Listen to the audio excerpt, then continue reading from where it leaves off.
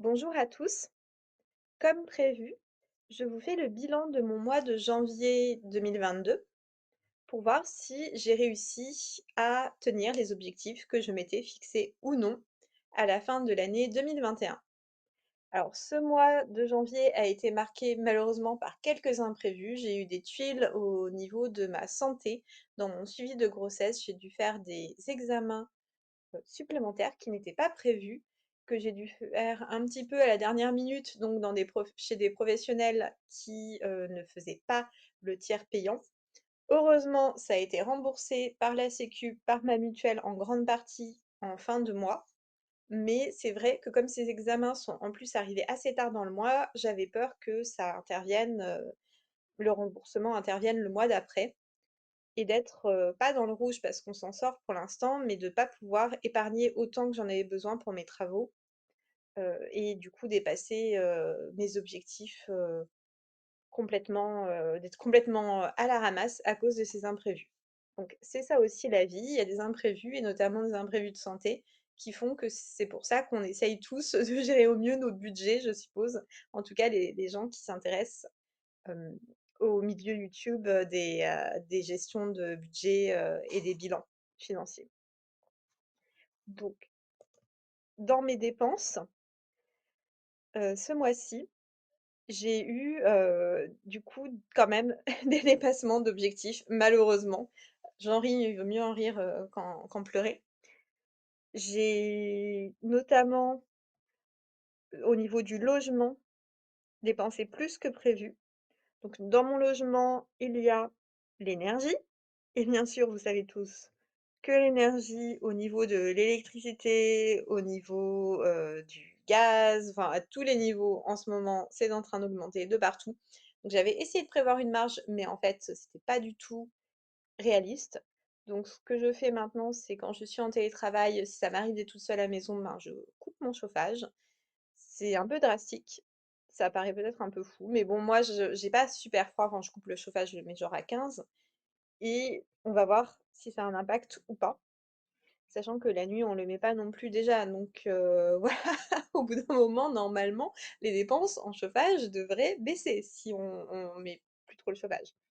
Mais bon, dites-moi si vous aussi, vous voyez, sur votre budget ces trucs hallucinants de chauffage et d'électricité qui montent alors que vous diminuez votre consommation. En tout cas, j'avais prévu, 845 € pour mes dépenses de logement et au final, je suis à 883. Alors ce qu'il faut savoir, c'est que j'ai renégocié aussi mon assurance, de santé, enfin mon assurance de prêt immobilier, qui fait que j'aurai des mensualités moins élevées, mais à partir d'avril. Donc mon objectif, c'était grosso modo, pour chaque mois de l'année 2022, mais il y a des changements que j'ai faits au début de mois, enfin au début de l'année, pardon, qui vont se répercuter que plus tard dans l'année. Donc j'espère qu'au final, j'arriverai à tenir cet objectif une fois que les mensualités du prêt auront été révisées et qu'on n'aura plus autant d'énergie à payer. Ensuite, dans les frais courants, c'est, les courses, le téléphone, les vêtements.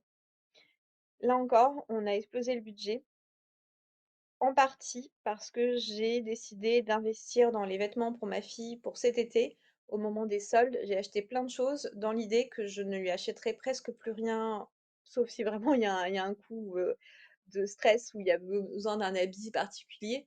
Mais l'idée, c'est que je lui ai acheté sa garde-robe pour l'année et que j'ai fait le tour pour, mon mari et moi des besoins qu'on pourrait avoir dans l'année. Donc des vêtements un peu limites, de pantalons qui étaient en train de se trouer, voir, au moment des soldes, qu'est-ce que je pouvais prendre, voilà pour, gérer ça et qu'ensuite on n'aura plus ces frais-là.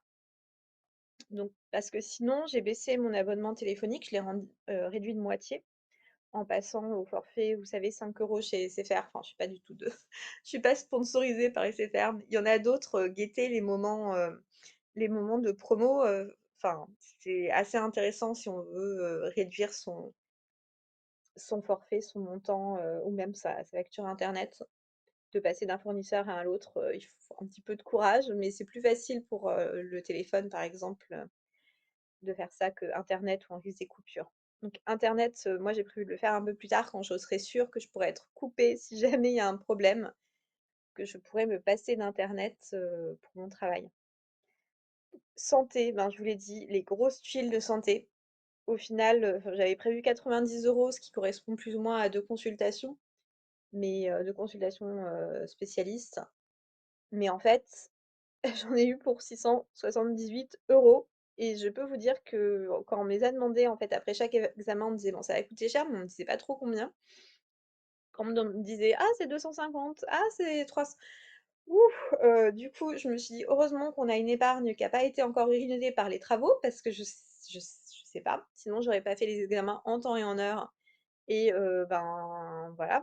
Moi, j'ai eu de la chance, du coup, tous mes examens sont avérés, positifs, donc c'était plus de peur que de mal, mais imaginez que vous avez pas l'argent, que vous reportez l'examen et qu'au final, il y a un truc. Enfin bon, que le transport, plus élevé que prévu. Je me disais 143, ben, c'est le montant, de nos abonnements de transport, donc c'est sûr que c'est toujours 143. C'est sans compter le fait que mon mari a pris son abonnement un petit peu en avance pour le mois de février. Donc bon, ce qu'on paye là, les 220, on n'aura pas à payer, autant le mois prochain, vu qu'il a pris, son abonnement et qu'il y aura plus que le mien à prendre. Mais voilà, je m'attendais pas non plus à ça, donc il faudra vraiment qu'on dialogue plus quand notre budget sera beaucoup plus serré puisque, voilà, comme je l'ai dit, dans ma vidéo précédente, pour ceux qui l'ont vue, pour ceux et celles qui l'ont vue, on va avoir pas mal de changements dans notre vie, toute notre épargne va être passée dans des travaux et on aura moins de revenus, donc ça va être un peu stressant. Pour les extras, je l'ai mis en vert. En fait, j'avais tort. Je l'ai mis en vert en pensant au début de mois: «Oui, là, c'est le truc, on va réussir et tout» et je l'avais mis à 50 € et en fait, il y avait une dépense annuelle, mon mari a un site internet qui est dans ses loisirs, qui est passé à ce moment-là et vous voyez, ça en fait, c'est plutôt pratique de faire ça en amont du moment où vous allez avoir des problèmes financiers, où vous pressentez que vous allez en avoir. Parce que vous vous rendez vite compte que même si vous faites, votre bilan annuel, que vous essayez de penser à tout, notamment quand vous êtes en couple et que vous avez un compte commun, que toutes vos dépenses, toutes vos recettes sont mises en commun, il y a des trucs auxquels vous pensez pas, il y a des trucs que vous avez pas en tête et du coup maintenant ça y est, j'ai noté qu'en janvier, il y a cette dépense, d'une cinquantaine d'euros de frais d'hébergement du site de mon mari que j'avais pas pris en compte. Bon, mais du coup, là aussi, je vais réduire de toute manière les extras. On s'est rendu compte avec mon mari que ni l'un ni l'autre, on regardait trop Netflix et qu'on regardait juste ensemble une série. Mais bon, on n'est pas, super, super, chaud pour cette série. On se dit: «Bon, on peut toujours la reprendre dans quelques mois». C'est une très vieille série, donc même si elle est enlevée, enfin voilà, c'est pas ça qui va bouleverser notre vie. Même si elle est enlevée de Netflix et qu'on ne peut plus la voir, sur cette plateforme, on va pas en mourir, donc on va supprimer notre abonnement. On l'avait déjà réduit à un écran parce qu'on se rendait compte qu'on regardait pas en même temps et là, on s'est rendu compte, bah, en fait, qu'on regardait pas du tout tout seul, qu'on regardait ensemble et juste cette série, donc bon, c'est utile aussi, de voir, ce qui se passe, nos besoins, enfin d'adapter vraiment à sa consommation, on va dire.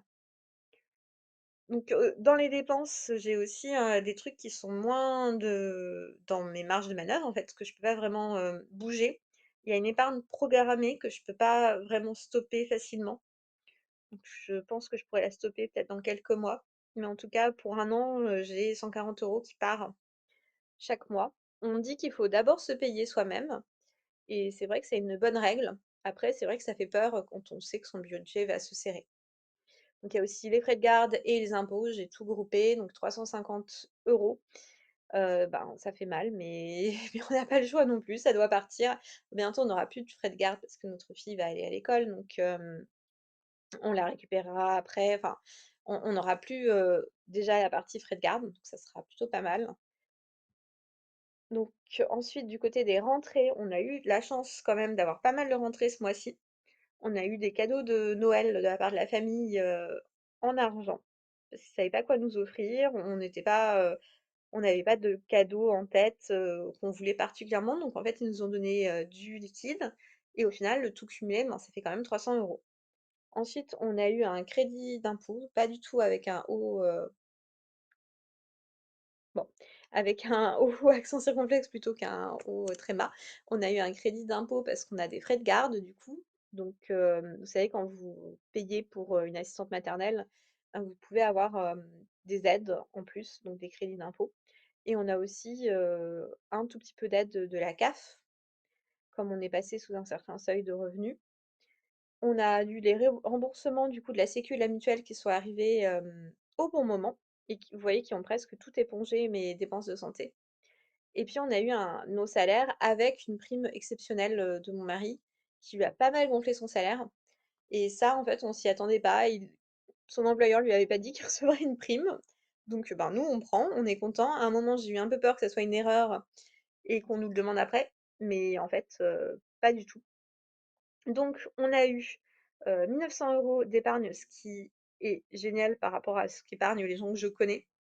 Je suppose qu'il y a plein de gens qui épargnent plus, mais bon, moi je trouve que voilà, on progresse et en fait, le problème, c'est que je vous en parlais, on va avoir des travaux, on va avoir jusqu'à 100 000 € de travaux, donc on a épargné, épargné, épargné depuis des années, en faisant pas aussi attention que maintenant mais quand même en épargnant chaque mois et à cause du covid, des prix des fournitures qui augmentent, de 10 20 30 bah, au final, nos travaux se montent à un montant beaucoup plus élevé que ce qu'on attendait.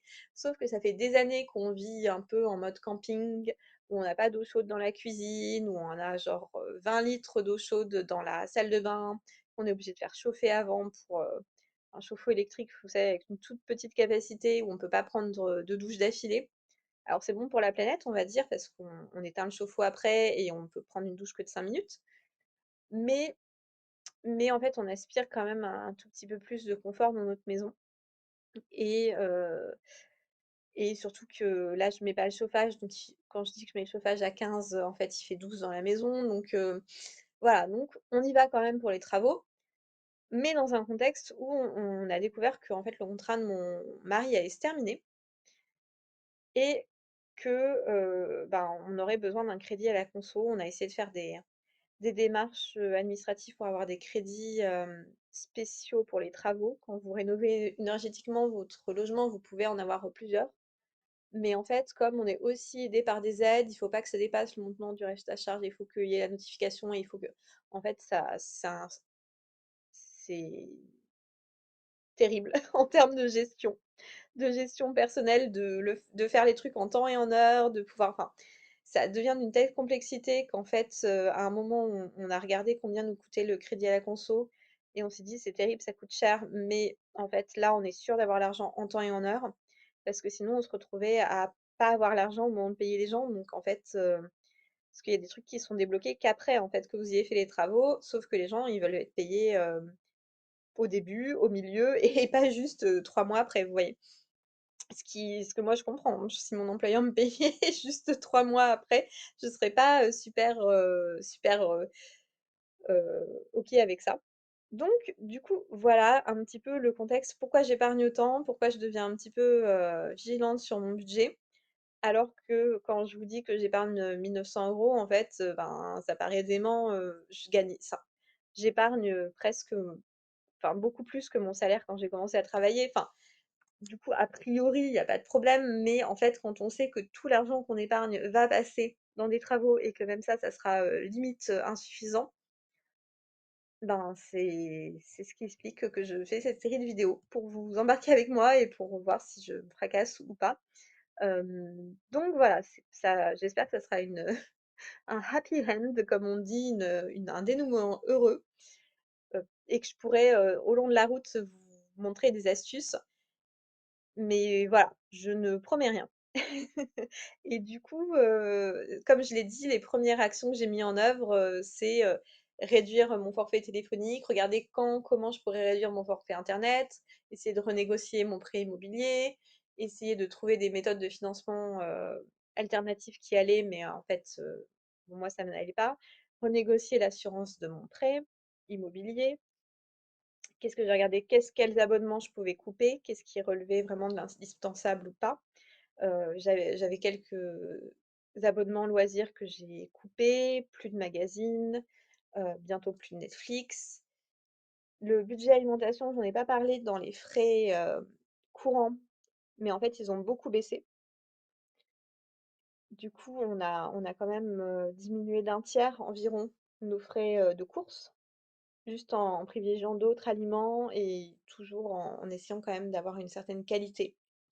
Ça, c'est un truc, que je considère super important parce que si vous rognez sur votre qualité d'alimentation, à terme, vous risquez des problèmes de santé et ça vous coûtera plus cher, à la fois en finances, mais aussi, en bonheur, j'ai envie de dire, parce que personne, a envie d'avoir, spécifiquement des problèmes de santé. Donc si voilà, rogner sur la santé, c'est un truc que j'aurais du mal à faire, mais malheureusement, on n'a pas toujours le choix. Et du coup, voilà un petit peu tout ce que j'ai fait. En ce moment, je teste un site, je vous en parlerai peut-être si ça marche, qui s'appelle, Moulinéo, mais je le teste que depuis, hier, donc j'ai, peanuts, à vous dire dessus pour l'instant et je vous en parlerai quand j'aurai vraiment testé plus longtemps. Et voilà, je vous souhaite, une très bonne journée et un très bon mois de février et surtout n'hésitez pas à réagir en commentaire, à me poser des questions ou même par mail, si vous avez besoin d'informations ou, si vous voulez savoir, comment j'ai fait, certaines démarches. À bientôt.